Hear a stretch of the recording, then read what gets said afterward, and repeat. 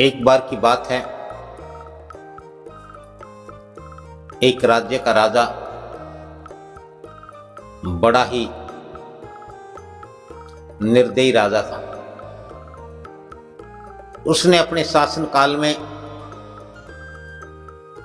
कभी भी कोई प्रजा के हित का, प्रजा के कल्याण का कोई कार्य नहीं किया, बल्कि वह प्रजा को खूब लूटता था, नए नए टैक्स वसूल करता था और वह भोग में, विलास में लिप्त रहता था। और उस राजा के राज्य की प्रजा बड़ी दुखी रहती थी। लेकिन उस राजा के जीवन में कोई सुधार नहीं। और इस प्रकार से वह राजा एक दिन अपनी भोग विलास की लत के कारण एक असाध्य रोग से ग्रसित हुआ और वही संसार से चल बसा।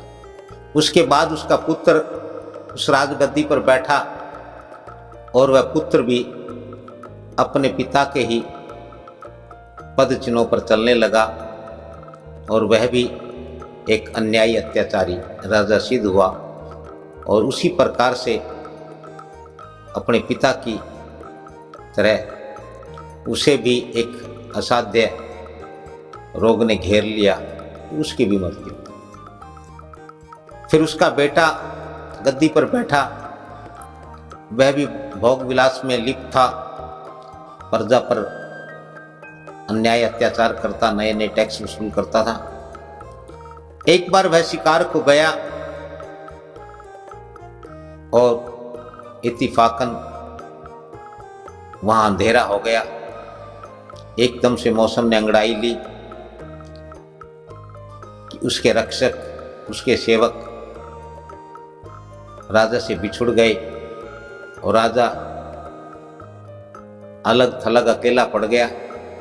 उस राजा को तो ऐसा जीवन जीने का कभी सपन में भी नहीं सोचा था कि कभी वह ऐसा नितांत अकेला, वो भी किसी जंगल बियाबान में होगा, रह जाएगा, रहना पड़ेगा,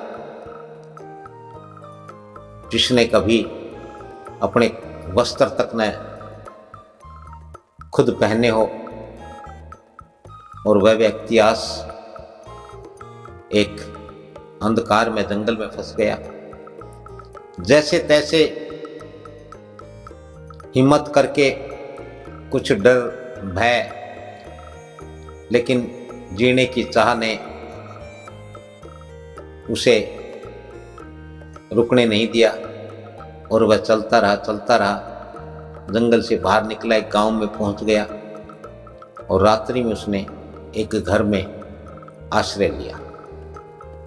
उस घर के बराबर वाले घर में रात बहुत हो चुकी थी, अंधेरा हो चुका था, लेकिन दीपक नहीं जगाया हुआ। उस घर की लड़की कहने लगी अपने पिता से कि पिताजी, अंधेरा बहुत हो गया है और आज की तो रात बड़ी अंधेरी, डरावनी और भयानक है और हमारे घर में अभी तक दीपक नहीं जगा, किसी ने नहीं जगाया, तो मैं ही दीपक जगाए देती हूँ। और उस लड़की की यह बात वह राजा सुन रहा था और यह बात उस राजा के अंतर्मन को चीरती हुई चली गई। उसे एहसास हुआ कि ये तो घर के अंधेरे को दीपक जगा करके दीपक की लौ से, दीपक की रोशनी से दूर कर लेते हैं, लेकिन मैं तो जीवन भर अंधेरे में ही रहा। मैं अपने ज्ञान की ज्योति कब जगाऊंगा? और जब राजा ने ऐसा विचार किया तो राजा का जीवन एकदम पलट गया। राजा के विचार बदल गए और राजा ने कहा कि मेरे दादा मेरे पिताजी सभी यूं ही भोग विलास ऐशो आराम करते करते असाध्य दुसाध्य रोगों को भोगते हुए मर गए। मैं इस मार्ग पर नहीं चलूंगा। मैं अपने अंधेरे जीवन में अज्ञान के इस अंधेरे को ज्ञान के दीपक से रोशन करने का प्रयास करूंगा। और राजा पूरी रात जागता रहा। प्रातःकाल राजा अपने राजमहल पहुंचा, राजभवन में गया और उसने राजा के पद का त्याग कर दिया, महलों का त्याग कर दिया और वह एक संत का वेश धार करके, एक साधु के वेश में वन में चला गया। और जीवन भर वह